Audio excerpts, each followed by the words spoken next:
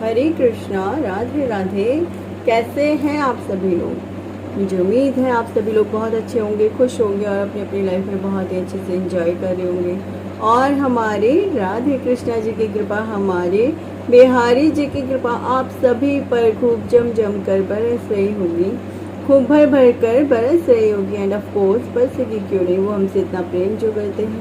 ठीक है, वीडियो को अंत तक जरूर देखिएगा, वीडियो को लाइक शेयर सब्सक्राइब जरूर से कीजिएगा। Let's continue and stay connected.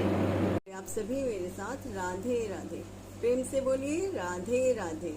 ठीक है, हम वीडियो शुरू करते हैं। सबसे पहले हम प्रार्थना कर लेते हैं। ओम नमो भगवते वासुदेवाय। ओम नमो भगवते वासुदेवाय।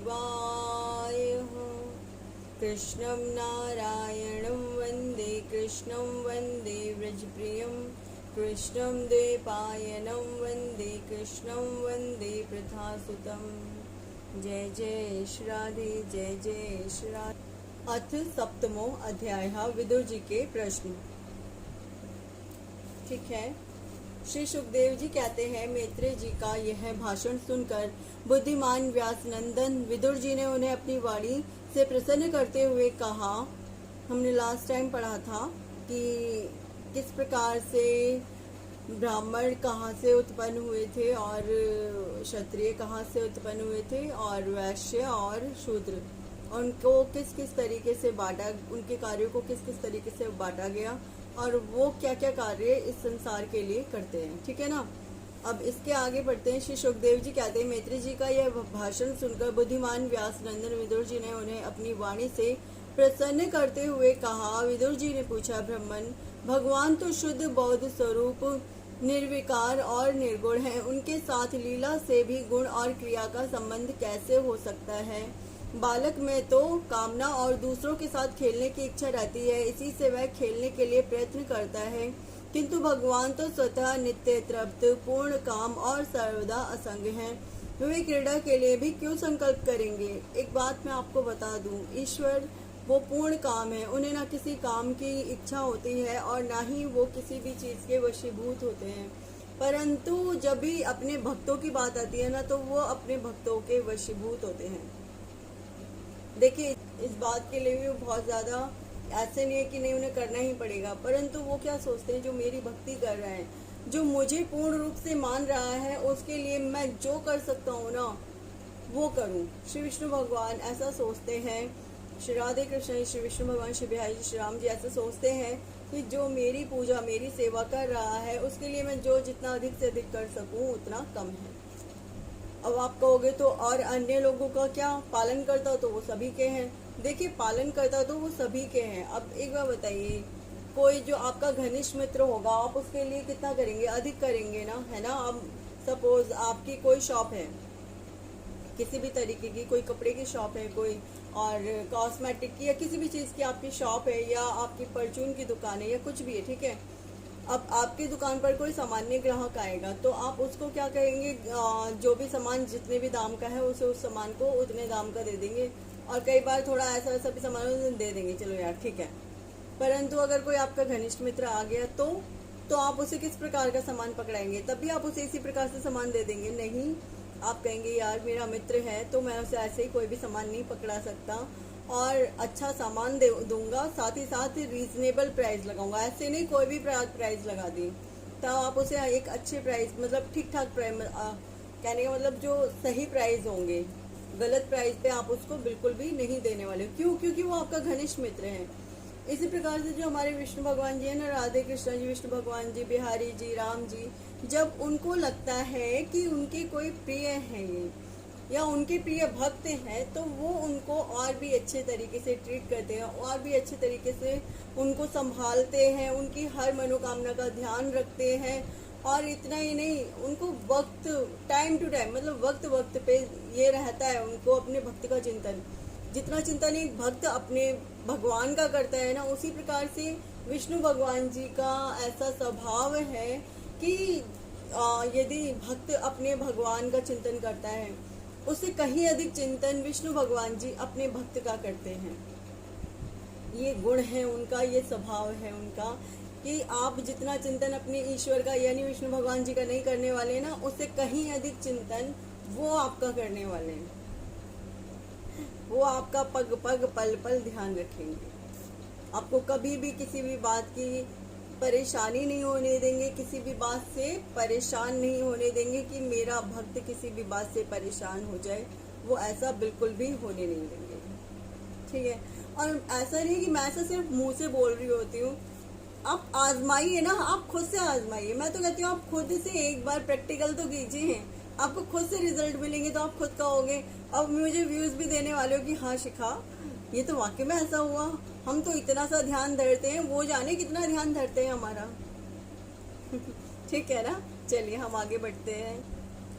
वे क्रीड़ा के लिए भी क्यों संकल्प करेंगे, उन्हें क्रीड़ा का भी क्या हो, जब उन्हें किसी चीज में ना तो आनंद है ना किसी चीज में उनको ये है कि बेकार है उनके लिए कोई भी चीज। उनके लिए हर वस्तु का ये अभिप्राय है कि ठीक है, जो है वो अच्छा है, जो नहीं है वो भी अच्छा है, कोई बात नहीं।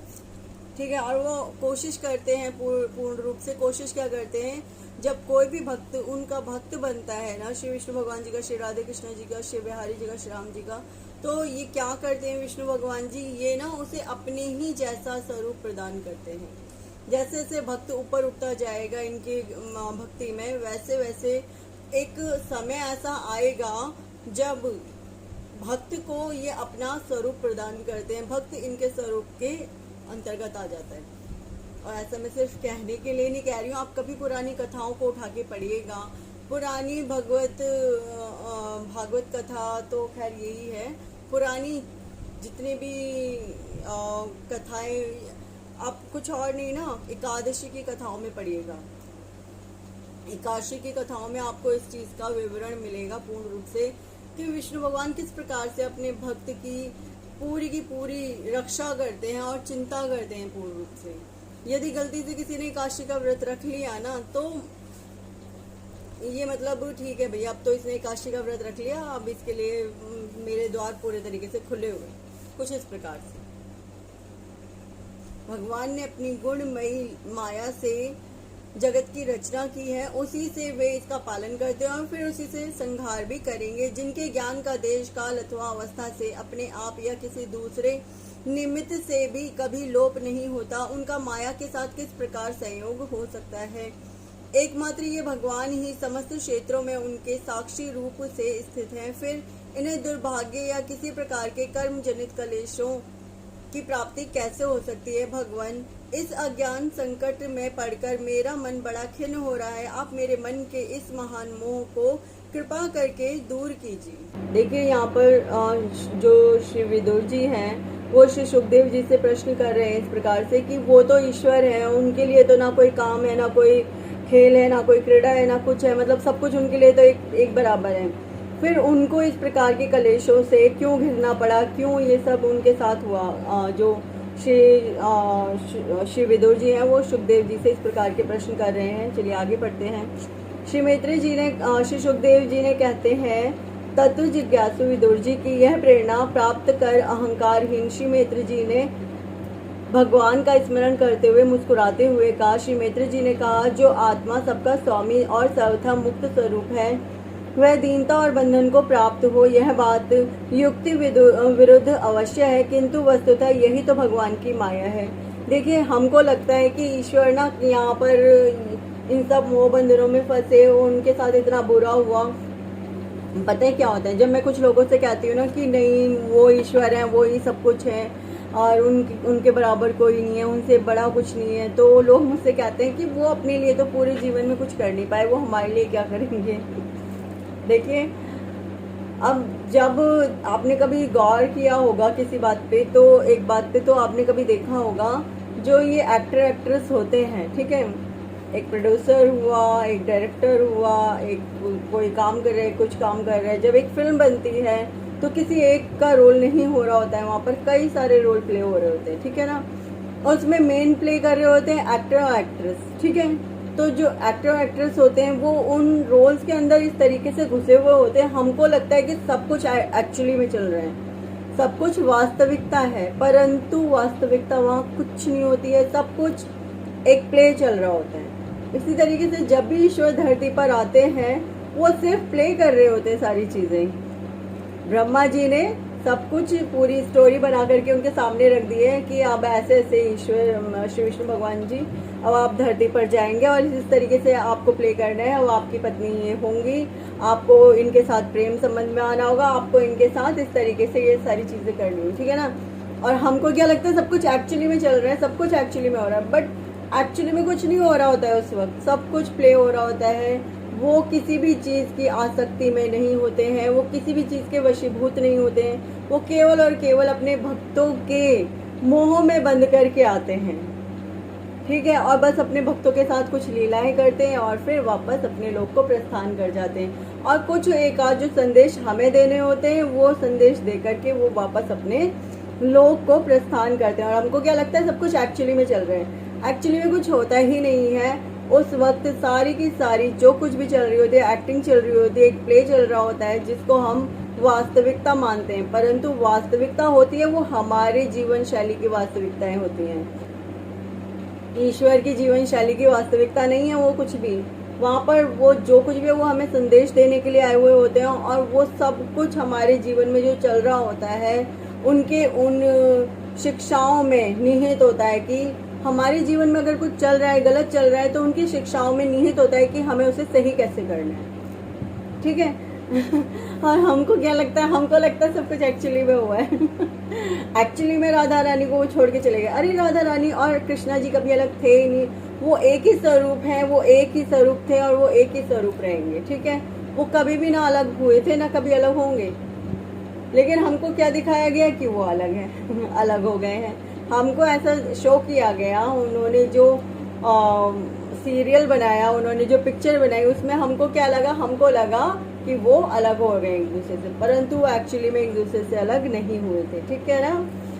ठीक है, आगे बढ़ते हैं। तो यहाँ पर वही बता रहे हैं कि सब कुछ एक्चुअली नहीं हुआ था, ये वही बता रहे हैं। अब जो आत्मा सबका स्वामी और सर्वदा मुक्त स्वरूप है, वह दीनता और बंधन को प्राप्त हो, यह बात युक्ति विरुद्ध अवश्य है, किंतु वस्तुतः यही तो भगवान की माया है। जिस प्रकार स्वप्न देखने वाले पुरुष को अपना सिर कटना आदि व्यापार न होने पर भी अज्ञान के कारण सत्यवत भासते हैं, उसी प्रकार इस जीव को बंधन आदि न होते हुए भी अज्ञानवश भास रहे हैं, ठीक है। मतलब अज्ञानवश हमको क्या लग रहा होता है, यह सब सत्य है। यदि यह कहा जाए कि फिर ईश्वर में इनकी प्रतीति क्यों नहीं होती, तो इसका उत्तर यह है कि जिस प्रकार जल में होने वाली कंप आदि क्रिया जल में दिखने वाले चंद्रमा के प्रतिबिंब में न होने पर भी भासती है, आकाशस्थ चंद्रमा में नहीं, उसी प्रकार देहाभिमानी जीव में ही देह के मिथ्या धर्मों की प्रतीति होती है, परमात्मा में नहीं। निष्काम भाव से धर्मों का आचरण करने पर भगवत कृपा से प्राप्त हुए भक्ति योग के द्वारा यह प्रतीति धीरे धीरे निवृत्त हो जाती है। यानी कि निष्काम भाव से धर्मों का आचरण करने पर भगवत कृपा से प्राप्त हुए भक्ति योग के द्वारा यह प्रतीति धीरे धीरे निवृत्त हो जाती है। जिस समय समस्त इंद्रियां विषयों से हटकर साक्षी परमात्मा श्री हरि में निश्चल भाव से स्थित हो जाती हैं, उस समय गाढ़ निद्रा में सोए हुए मनुष्य के समान जीव के राग द्वेष आदि सारे कलेश सर्वथा नष्ट हो जाते हैं। देखिए एक चीज और जो मैं बीच में स्टॉप करके आपको बताना चाहती हूँ, लोग कथाओं में अटके हुए हैं, लोग बातों में अटके हुए हैं। आप बातों से चीजों से ऊपर उठिए और ईश्वर का स्मरण अपने मन में हर क्षण के लिए कीजिए, हर बार कीजिए, माला पे कीजिए, भगवत कथा पढ़िए। भगवत कथा इसलिए नहीं पढ़िए कि आपको सब कुछ विस्तार से समझना है या कुछ भी, भगवत कथा इसलिए पढ़िए क्योंकि ईश्वर निहित है इस भगवत कथा में। आप ये सोच के पढ़िए कि आप ईश्वर को पढ़ रहे हैं, आप ईश्वर को समझ रहे हैं। ये सोच के मत पढ़िए कि आपको यहाँ से आपको तर्क करने के लिए बातें मिल रही हैं, ऐसा सोच के बिल्कुल मत पढ़िए। आप हमारी पूर्ण रूप से जिज्ञासा हमारे ईश्वर में होनी चाहिए, हमारे श्री विष्णु भगवान जी, श्री राधे कृष्ण जी, श्री बिहारी जी, श्री राम जी में होनी चाहिए, ना कि किसी अन्यत्र इधर उधर होनी चाहिए। यदि आप पूर्ण अपने आप को एक निष्ठ कर देंगे ईश्वर के प्रति, तो आपको ये सब जानने की इच्छा होगी नहीं कि कहाँ क्या था, कहाँ किसने क्या उत्पन्न किया, कौन किसने कैसे क्या उत्पन्न किया, आपको इन सब बातों से कोई मतलब ही नहीं रह जाएगा। आगे वाले आने वाले समय में आपको क्या मतलब रह जाएगा? अपने ईश्वर से और उसके नाम से मतलब रह जाएगा। ठीक है, भगवत कथा पढ़िए, सुनिए, किस लिए कि ये मुक्ति का द्वार है। यहाँ से ईश्वर मिल जाएंगे हमें, इसलिए पढ़िए। परंतु ये मत सोचिए कि इन कथाओं में मतलब चीजों में उलझो मत। पहुंचना है तो ईश्वर तक पहुंचो, चीजों में मत उलझो, एक ईश्वर तक पहुंचो। ठीक है, जिस समय समस्त इंद्रियां विषयों से हटकर साक्षी परमात्मा श्री हरि में निश्चल भाव से स्थित हो जाती हैं, उस समय गाढ़ निद्रा में सोए हुए इस मनुष्य के समान जीव के राग द्वेष आदि सारे कलेश सर्वथा नष्ट हो जाते हैं। उसके सारे क्वेश्चन आंसर स्वयं ही खत्म हो जाते हैं। ठीक है, श्री कृष्ण के गुणों का वर्णन एवं श्रवण अशेष दुख राशि को शांत कर देता है। फिर यदि हमारे हृदय में उनके चरण कमल की रज के सेवन का प्रेम जग पड़े, तब तो कहना ही क्या है। देखिए, कई बार ना अब होता क्या है, जैसे सपोज एक व्यक्ति है, बहुत दुखी है, उसको हर वक्त ईश्वर से क्या प्रश्न करता रहेगा या उनको थोपता रहेगा चीजों को कि आपने मेरे साथ ऐसा किया, आपने मेरे साथ ऐसा नहीं किया, आपने मेरे साथ ऐसा किया, आपने मेरे साथ ऐसा नहीं किया। परंतु ईश्वर जो करते हैं हमारे अच्छे के लिए करते हैं। जिस दिन आप ये समझ जाएंगे, उस दिन आपके क्वेश्चन आंसर स्वतः ही समाप्त हो जाएंगे। जिस दिन आप पूर्ण रूप से ये मान जाएंगे कि ये शरीर और ये ईश्वर दोनों, इस शरीर के अंदर की आत्मा और ये हमारे ईश्वर दोनों एक रूप होने के लिए मिले हैं, बने हैं, तो उस दिन आपके क्वेश्चन आंसर भी समाप्त हो जाएंगे। आपको ना कोई क्वेश्चन बचेगा, ना ही कोई उसके लिए आंसर की आपको जिज्ञासा रह जाएगी कि मुझे इस क्वेश्चन का आंसर जानना है। ठीक है, कहने का अर्थ सिर्फ इतना है कि ईश्वर में जाओ, पूर्ण रूप से ईश्वर में जाओ। जिस दिन आप ईश्वर में पूर्ण रूप से चले जाओगे, उस दिन सारे क्वेश्चन आंसर वहीं खत्म हो जाएंगे। सब दुख दर्द, चाहे अपार दुख क्यों ना हो, वो दुख दर्द उसी वक्त सब समाप्त हो जाएंगे। क्योंकि दुख दर्द का कारण समझ में आ जाएगा कि कोई कारण है ही नहीं, बस ये सब तो माया है, छलावा है। जिस वक्त ये समझ में आ जाए, उस दिन दुख दर्द सब समाप्त हो जाएंगे। ठीक है, आगे बढ़ते हैं। विदुर जी ने कहा, भगवान आपके युक्ति युक्त वचनों की तलवार से मेरे संदेह छिन्न भिन्न हो गए हैं। अब मेरा चित्त भगवान की स्वतंत्रता और जीव की परतंत्रता दोनों ही विषयों में खूब प्रवेश कर रहा है। विद्वान, आपने ये बात बहुत ठीक कही कि जीवों को जो कलेश आदि की प्रतीति होती है, ध्यान से सुनिएगा प्लीज, जीवों को जो कलेश आदि यानी उनके मन में जो इतने भी दुख दर्द रहते हैं, उनकी जो उन्हें प्रतीति हो रही है, उसका आधार केवल भगवान की माया है। उसका आधार क्या है? ईश्वर की माया है। ठीक है, यह वह कलेश मिथ्या एवं निर्मूल ही है, क्योंकि इस विश्व का मूल कारण ही माया के अतिरिक्त और कुछ नहीं है। ये पूरी की पूरी पृथ्वी, ये पूरी की पूरी सृष्टि सिर्फ और सिर्फ माया है, छलावा है, दिखावा है। ठीक है, आगे बढ़ते हैं। वह कलेश मिथ्या एवं निर्मूल ही है, क्योंकि इस विश्व का मूल कारण ही माया के अतिरिक्त और कुछ नहीं है।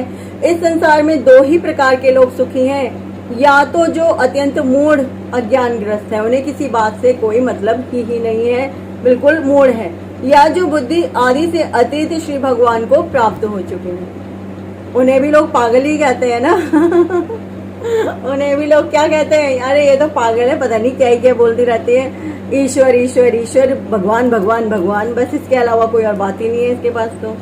तो ये दोनों ही प्रकार के लोग सुखी हैं पूर्ण रूप से। ठीक है, क्योंकि उन्हें किसी बात से कोई मतलब ही नहीं है सिवाय ईश्वर के। एक को तो किसी बात का कोई ज्ञान ही नहीं है, और एक को पता है जो कुछ है वो ईश्वर है, बाकी सब ईश्वर की माया है। ठीक है, तो ये दो ही प्रकार के लोग इस संसार में आने के बाद सुखी रहते हैं। ठीक है, बीच की श्रेणी के संशयापन्न लोग तो दुख ही भोगते रहते हैं। भगवान आपकी कृपा से मुझे यह निश्चय हो गया कि ये अनात्म पदार्थ वस्तुतः है नहीं, केवल प्रतीत ही होते हैं। ये सब क्या है? ये सब माया है। अब मैं आपके चरणों की सेवा के प्रभाव से उस प्रतीति को भी हटा दूंगा। इन श्री चरणों की सेवा से नित्य सिद्ध भगवान श्री मधुसूदन के चरण कमलों में उत्कट प्रेम और आनंद की वृद्धि होती है, जो आवागमन की यंत्रणा का नाश कर देती है। महात्मा लोग भगवत प्राप्ति के साक्षात मार्ग ही होते हैं। उनके यहाँ सर्वदा देव देव श्री हरि के गुणों का गान होता रहता है। अल्प पुण्य पुरुष को उनकी सेवा का अवसर मिलना अत्यंत कठिन है। मतलब जिसके पुण्य बहुत थोड़े से हैं, उनको जो ईश्वर के, जो बिल्कुल भगवान के उसमें मोह में खोए रहते हैं, जो भगवान में बिल्कुल लीन रहते हैं, जो कम पुण्यशील लोग होते हैं, उनको उनका दर्शन हो पाना भी दुर्लभ होता है। ठीक है। भगवान, आपने कहा कि सृष्टि के प्रारंभ में भगवान ने क्रमशः महदादी तत्व और उनके विकारों को रचकर फिर उनके अंशों से विराट को उत्पन्न किया और इसके पश्चात वे स्वयं उसमें प्रविष्ट हो गए।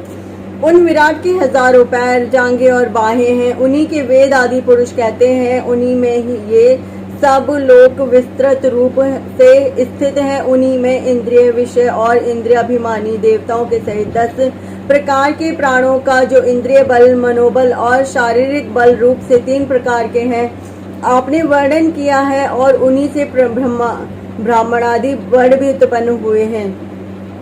कुछ लोगों को इसके बाद भी शंका होती है कि श्री विष्णु भगवान ही क्या परम पुरुष हैं? वही हैं जो कुछ हैं। श्री कृष्ण भगवान ही सब कुछ है, वही है सर्वश्रेष्ठ, वही है परम पुरुष, वही है क्या परमपिता परमेश्वर? देखिए, अगर आपको इसमें भी मिथ रह जाए ना, तो एक चीज करिएगा, परमपिता परमेश्वर ये तो बोल सकते हैं ना, उनसे ऊपर तो फिर आप कुछ बोलने के लिए बचा ही नहीं ना। तो परमपिता परमेश्वर वो विष्णु भगवान ही है। परमपिता परमेश्वर श्री राधे कृष्णा ही है, वो बिहारी जी ही है।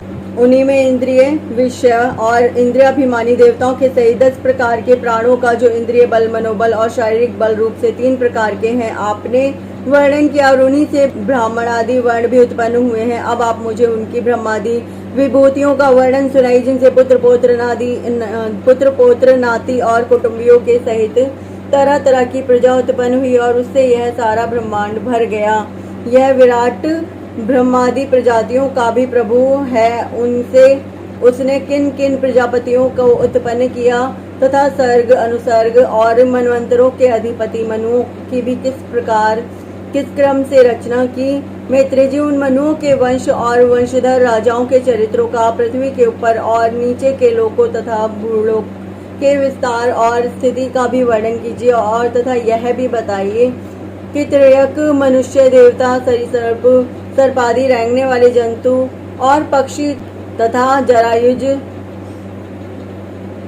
स्वेदज, अंडज और उदज, ये 4 प्रकार के प्राणी किस प्रकार उत्पन्न हुए। श्री हरि ने सृष्टि करते समय जगत की उत्पत्ति, स्थिति तथा संहार के लिए अपने गुणावतार ब्रह्मा, विष्णु तथा महादेव रूप से जो कल्याणकारी लीलाएं की, उनका भी वर्णन कीजिए। वेश, आचरण और स्वभाव के अनुसार वर्णाश्रम का विभाग, ऋषियों के जन्म कर्मादि, वेदों का विभाग, यज्ञों का विस्तार, योग का मार्ग, ज्ञान मार्ग और उसका साधन सांख्य मार्ग तथा भगवान के कहे हुए नारद पांचरात्र आदि तंत्र शास्त्र, विभिन्न पाखंड मार्गों के प्रचार से होने वाली विषमता, नीच वर्ण के पुरुष से उच्च वर्ण की स्त्री में होने वाली संतानों के प्रकार तथा भिन्न भिन्न गुण और कर्मों के कारण जीव की जैसी और जितनी गतियां होती हैं, वे सब हमें सुनाइए। ब्रह्मन, धर्म, अर्थ, काम और मोक्ष की प्राप्ति के परस्पर अविरोधी साधनों का वाणिज्य, दंड नीति और शास्त्र श्रवण की विधियों का, श्राद्ध की विधि का,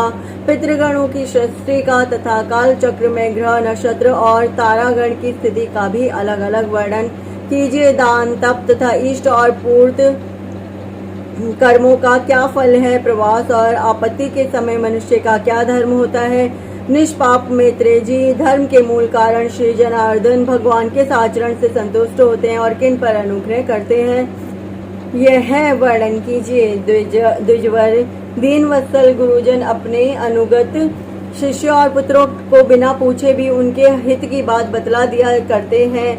भगवान, उन महदादी तत्वों का प्रलय कितने प्रकार का है तथा जब भगवान योग निद्रा में शयन करते हैं तब उनमें से कौन कौन तत्व उनकी सेवा करते हैं और कौन उनमें लीन हो जाते हैं। जीव का तत्व, परमेश्वर का स्वरूप, उपनिषद प्रतिपादित ज्ञान तथा गुरु और शिष्य का पारस्परिक प्रयोजन क्या है। पवित्रात्मन विद्वानों ने उस ज्ञान की प्राप्ति के क्या क्या उपाय बतलाए हैं, क्योंकि मनुष्य को ज्ञान, भक्ति अथवा वैराग्य की प्राप्ति अपने आप तो हो ही नहीं सकती।